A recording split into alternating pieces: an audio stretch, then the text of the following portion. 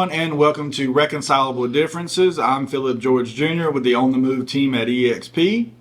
I am Paul Smith with On the Move team, and coming to you live from our studios in Cary, North Carolina. We really should talk to the live audience and get them. We need a little more feedback from them. We can add sound effects. We can. Well, they're just super quiet. The Yeah. live studio audience that we have here. Yeah. With that being said, today's topic is a pretty interesting topic, and I think it's important to let the public know, especially buyers looking to buy property. And the topic is, should I get a survey? That's like asking me at the beginning of each day, should I breathe? That's right. That's right. I like the way you. Does that cover it? I like where you're going with this. All right. So, so my answer would be yes, absolutely, affirmative, yep, Roger that, yes, do that, do it, do it, do it, because it is the only true representation of what you're buying. Or the alternative, don't do one, and then you know nothing about the boundaries of your property or things that are adjacent to the supposed property line, or where your house is built, where your driveway is built, where your neighbor stuck the fence, what right-of-ways you have, what encroachments you might have, what easements you might have, you get my point? Absolutely, I get your point. Yeah. And what I'd also like to say is you took the words right out of my mouth. Sorry. Number one, you want to make sure you know what you're buying, okay? It's just useful information in general, but it also uncovers whether there's any encroachments. So I wanted to take a moment and explain to you encroachments. Encroachments is any time a property's improvements have went trespassed or gone onto another property. For example, a fence. A lot of times this happens with fence because people don't get a survey and they build a fence thinking they know where the property line is, and that fence is just ever so slightly on another property. And that's called an encroachment, and it becomes a cloud on title. I'm not an attorney, but that's my understanding. I'm not an attorney either, but I know it can affect certain things as That's far right. as It can affect your title insurance. True. It can, and again, it becomes a cloud on title. Now, the seller, per an attorney told me, and per my experience, a seller, you would want to put that encroachment to get that remedied by the seller. That's why you do a survey as well, is so that you can uncover this and then have it remedied before you close on your property. You need to get the survey back before you close. It doesn't have to be during due diligence. You just need to get it back before you close. Once you take possession of it, then it's on you. Maybe some of the best ways we can talk about the value of a survey is to talk about some of the horror shows that we have heard of from other agent experiences, but also some of the indirect experiences we've had ourselves. You got some great stories. I know that. I'm thinking about one in particular. I got a couple that. Do you want to go a couple of these? Well, let me say this. Cover some other things first. We believe that you should get a survey, 100%, for the reasons we've said. It's a true representation of what you're buying. It uncovers any encroachments one way or the other, and these things can affect your title insurance, etc. And also, if you don't do a survey, it may cost you time, effort, and money.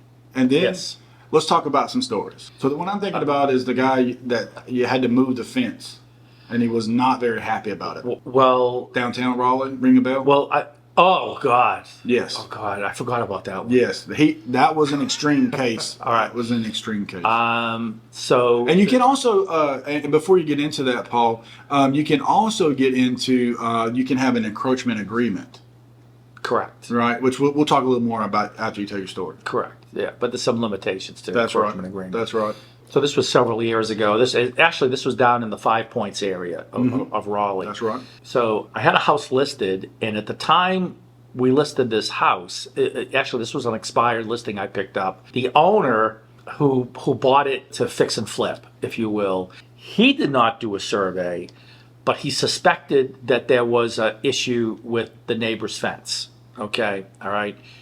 So ultimately, I did talk this gentleman into. We were going to list the house, and around the time we listed it, he agreed to have a survey done, if I remember all this correctly. And we found out that the neighbor to the left had put up a fence that was encroaching on my seller's property. Okay, and we went into negotiations to get the fence moved. And there was just refusal by this owner to move the fence. All right. We actually lost a buyer because of this. So we were on the edge, and we had other interested parties, but of course this was a material fact that we disclosed, once we learned it to all parties. To cut to the end of this, it was literally the threat of litigation that finally got the fence to be moved, and so that we could get to a closing on this property. And there were some other issues with this person that we don't need to get into, that meaning the neighbor. But we got it done. We got it done. But it was a task. Now, if my owner had a survey done when he bought the property, he would have known this up front, and it would have been an issue of the then current owner that he was purchasing the property from to resolve with the neighbor. That's right. And it would have saved my guy some money, all right, in the long run. So that's a story. But other things, we've learned houses were placed in the wrong position. This was not my listing, but there was a home in a neighborhood in Clayton. It was new construction.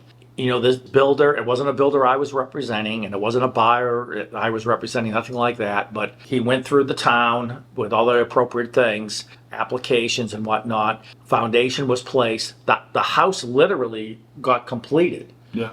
And when it came time for the final CO, or certificate of occupancy, somehow it was learned that the house had been built outside of the setbacks. It was too close to the main road. And the town where the house was located were claiming no fault, not to point the finger one way or the other, but to make a long story short, they were insisting that the house be removed. Wow. Wow. So, and as it turned out, there were agents working in the office I was affiliated at the time. It was before I started my real estate company with Ashley Turner and whatnot. But two agents in my office actually purchased the home, and they physically had it moved to an area in Johnston County. Wow. Where it could be set. Yeah. And then the builder who owned that lot demolished the foundation and built another home properly within the setbacks. Okay, we learned many things through surveys. Most recent, this one is kind of interesting. I have a buyer. We look at a property here in Cary. He likes it. There's a new fence put up on the left side property line. The current owner said they did not have a survey, all right? And we ordered a survey, and during our process, we find out that the new fence installed by the owner who we're purchasing from, he put the fence up encroaching on the neighbor to the left, all right? Well, this gets back into some material facts and whatnot too. Well, then all of a sudden it's learned, once we disclose this to the current owner to try to come to some agreement about what to do, we learned that when this owner put up the fence, there was already a fence in place that was encroaching on the neighbor. So he tore that old fence down, informed the neighbor he was putting up a new one. He put up a new one, but what he didn't do was he didn't have a new survey done to make sure that the fence was in the proper position. So he had an old survey showing an encroaching fence, and when he gave that old survey to the fence company, they winged it about where to put the fence. Really shouldn't wing stuff like this. And ended up putting it so that it was still encroaching on the neighbor, all right? And it wasn't that it was a great deal of distance, and it wasn't that it was in an area that was necessarily affecting the current owner or my buyer, the future owner, from enjoying the property and using it to the best of its ability. But again, all these mistakes being made, and it was not properly disclosed. So going back to the discussion about encroachment agreement. So the resolution was actually an encroachment agreement with all the parties. And what does that exactly mean? So the encroachment agreement that's drawn up by an attorney, by the way, this happens all the time, especially it relates to surveys.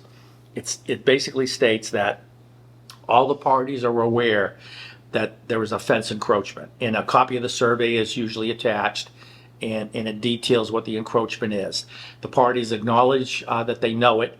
They also acknowledge the fact that if a request is made at any point to move the fence, that all parties agree that it will be done without any litigation or restriction or objection. But it's okay to stay that way for now. It's okay to stay that way. That's right. And it's in an area that's not going to affect the property at all. Oh, by the way, you still need a survey to get the encroachment agreement. Yes.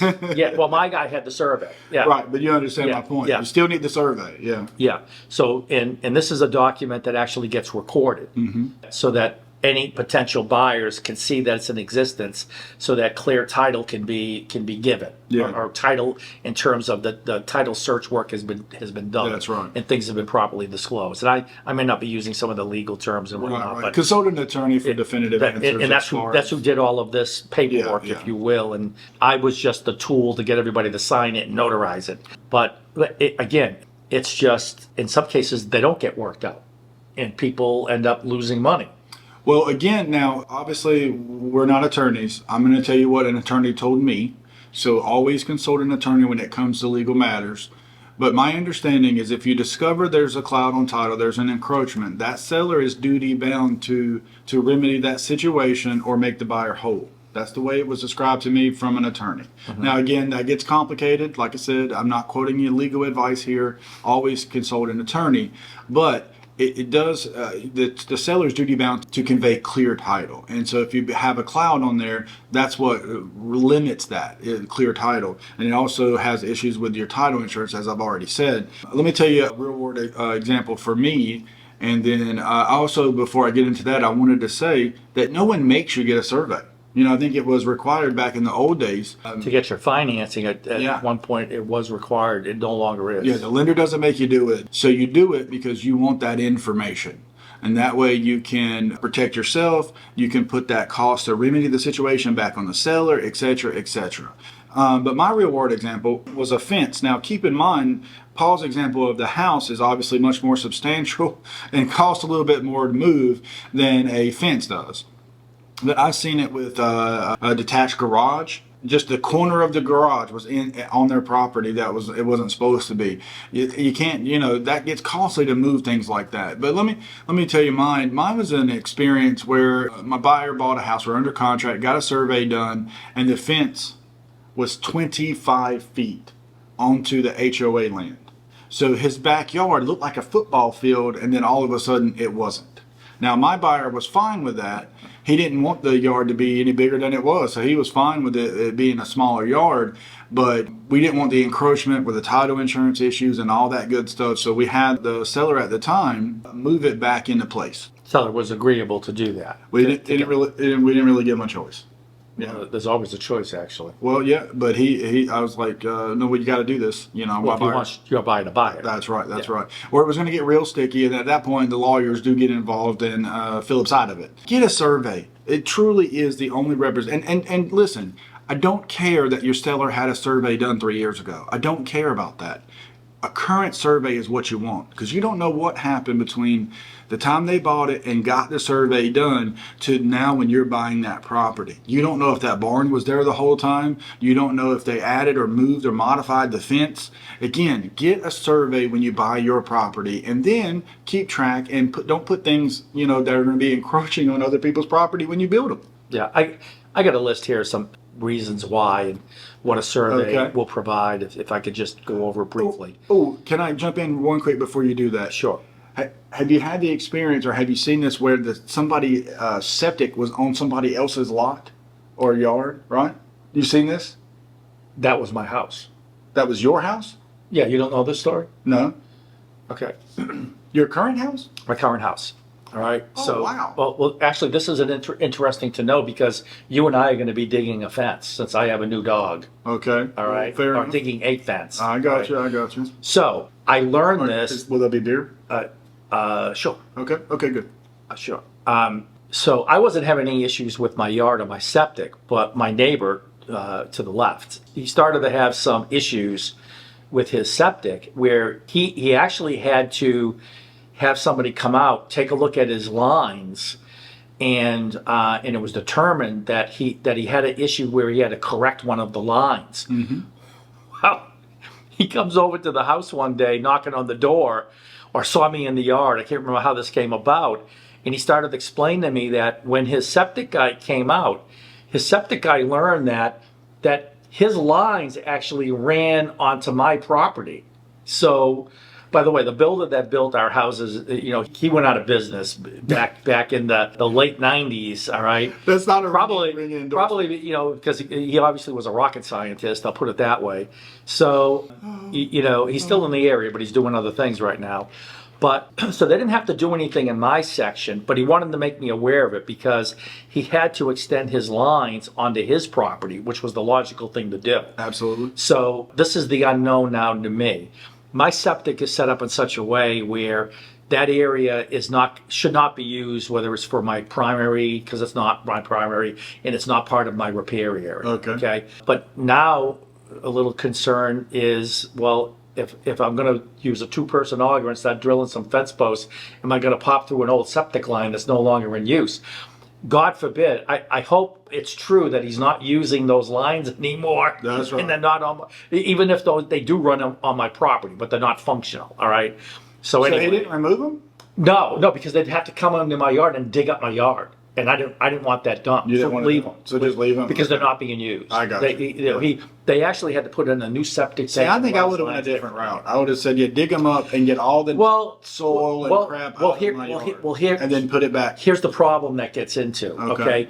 He's not, granted, he's the owner, and I'm the owner of the lines with the land of where they actually are. Mm-hmm. Somebody else installed it. The builder and the septic company that actually did the work. Right. Okay. All of that starts to get involved. Plus, Did you get a survey? He's my neighbor. I don't, my job, I don't look at it to Oh, no.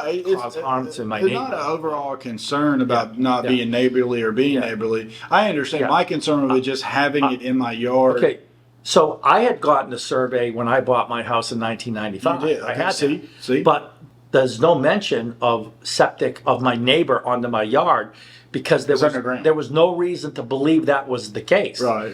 Now one thing I've never done, I don't think I ever pulled his permit to see what the original permit said. Your Mine. I got mine. Yeah, I got mine. Okay. Because, and this is one of my points here. Okay, one of the reasons why you do a survey is because it's an essential part if you're planning any future construction or alterations. Reason being, most counties, to my knowledge, these days are towns. I'm in Wake County, outside city limits of Apex, which is my address, Apex address. But you have to do a survey, or you should have one, or something very similar, so that you could submit what you want to do. In our case, it was adding a screen porch. Okay. So I had to submit it. It's a nice porch too, by the I way. took my survey, my original survey, did a addition of a screen porch per scale best I could, submitted it to the county to get my building permit, which I got. Somebody else built my screen porch. But I had to get my final satisfaction or acceptance, CO, Right. I had to do an as-built final survey. That's right. So my surveyor came back out and did a final as-built, showing my screen porch, showing I was properly within the setbacks, all right?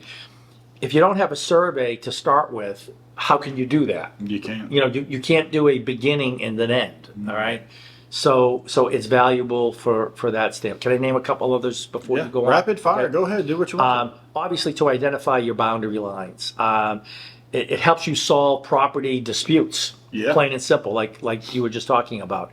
Identifying any encroachments. It identifies easements that are on your property. Ooh, like yeah. like you could have water, sewer. Yeah. Most of us have utility easements, Yeah. like cable and things like that get noted. Electrical work, things along those lines. Right of ways, wetlands, or other bodies of water can get identified. Your driveway will be laid out. Yeah. By the way, we had a new construction home built up in Wake Forest someplace, and we had a survey. We didn't get the survey back until close to closing. Come to find out that the driveway was partially poured onto the neighbor's lot. So the builder actually had to go out there and cut some of the driveway off so that we could satisfy to get our final CO. Because I think it was Wake Forest, when they looked at the final site plan survey, if you will, Right. it was incorrect. So it could hold up things like closing. They'll denote septic systems and wells, like you mentioned. They'll identify public streets and ways. Sometimes this is when you learn where you don't have a public street. That's right. That's Okay? right. And just as important as anything else, setbacks for buildings and other structures. It's invaluable. All right? It really is. Yeah, it is. It is. The other thing I'd like to point out, Paul, and I think you'll understand and agree with me on this, is that a plat map is not a survey. That is correct. It's not. So, and again, plat maps come out when they propose a subdivision, they're agreed upon and recorded, and as long as they satisfy the municipality. But that was done 10 years ago, for example, 20 years ago, and things have changed. The utility easement has been added to the back of the property that you didn't know about. Going back to what you were saying, get a survey. Just do it. It's worth the money. And again, they range. I will tell you things that add to it. The larger the track, the more it's going to cost, right? If they're really, really old, hasn't been pulled in a long time, then that may also increase the cost of it. But in the end, whatever it costs you, it's going to be beneficial to you ultimately. Okay. Wooded areas, waterways, That's right. anything that takes them more time because of the That's right. shape. Good point. It's going to be a problem. It's Good going to be more point, Paul. costly. Yeah. Good point. The other thing I wanted to say is that, and I don't hold me to this, I'm just throwing out things out here that you need to fact check and ask attorney about. But my understanding is, I was told by this, I think by a surveyor, that it is actually a misdemeanor to move a surveyor's flags. The reason why I know this, or the reason why I was told this, is I had one. I had a buyer that was buying a house, and he got a survey done because I recommended it. And come to find out, there was a fence that really jutted into their property, and so it was notated by the flags. The surveyor put the flags on the fence. Well, the homeowner next door who was encroaching come out and took those flags off and said, "No, that's not true." And the surveyor told me, said, well, that's going to be a problem because that's a misdemeanor. Now, I don't know exactly what happened as far as that, if they pursued it or whatever. I think I talked to my client, and he had nothing but issues with that particular neighbor throughout the process of them owning it. But finally, obviously, they moved the fence and everything got squared away. But again, if you didn't do a survey, he would have went his whole time there not knowing that was his property, you know. And GIS also is not accurate. So if you go on that, and I'm sorry for jumping in, Paul, but these are all questions that come up. People coming back and say, well, the GIS map says blah, blah. Well, it doesn't matter because it's not accurate. Get a survey. Right. You got to get a survey. Something else that is very important and has evolved over the years. When a surveyor does a survey on your property, they're typically going to do an impervious area calculation as well. Oh yeah. Because that, especially if you're getting involved in alterations or additional construction, you need to document that because there are regulations that may apply to how much impervious area you can have. Yeah. And the only way you can denote that is by having a surveyor determine it. That's right. That's right. Especially important these days with new construction. I don't often say this. Okay, I do. Good point, Paul. That's why I'm here. Okay. Anything else to add about the survey? Get one done. I agree with that. Money well spent, as we say. Any other horror stories? Because those I find interesting. I'm trying to think of, God, I'm sure if I worked hard enough, I could think of some. Many offense. Many offense. Okay. Detached shed, not on a permanent foundation. I've run into those as well. All right.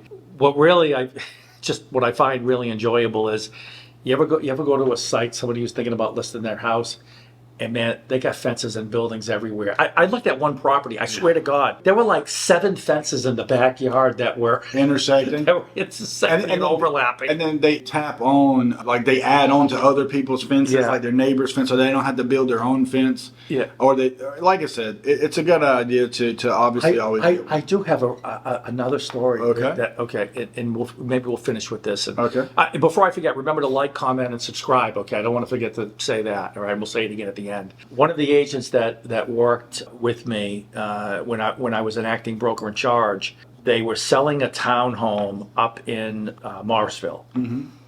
And when the survey was done, it was determined that this was one of those areas that had like 0 lot lines, kind of deals. Mm-hmm. And one of the overhangs of the gables was over the property line. It was encroaching on the neighbor's property. Okay. The overhang? The overhang. Yeah. Very slightly. Yeah. Well, how would that come into being an actual issue? Because you have part of your home structure encroaching. No, it was noted on the survey. I got you. And it raised the red flag with the current owner and with the buyer. Yeah. Okay. It still should remedy it. Yeah. But the part that was really alarming was it wasn't harming anyone's use. It wasn't harming the neighbor, but the neighbor wanted a ridiculous amount of money to do an agreement. And somehow it got resolved with the buyer and the title company, all right? And the neighbor just didn't pursue it, Yeah. all right? But it could have held everything up. I've seen title insurance where they will do is they'll insure above and beyond the issue. Yeah. Or sometimes they don't insure you against survey-related issues. Yeah, that's right. There's a Yeah. couple of different routes you can go there, but again, we'll leave that to the attorneys and the title insurance Yeah. companies. Can I say something to everybody out in real estate? land? Absolutely. Okay, please do not email us your horror stories, because I know there's hundreds of thousands of them. Actually, you can email me. I'd like to read them. Email Phillip. At the end of the day, keep in mind, be kind to your neighbors, and work through these problems. It'll make it better than being adversarial. So basically, this episode on surveys contradicts the following saying, that fences make great neighbors. That's a pretty good point, Paul. That's a pretty good point. Yeah. You got anything else to add? Just, of course, to like, comment, and subscribe. I guess there's nothing else to say other than good selling.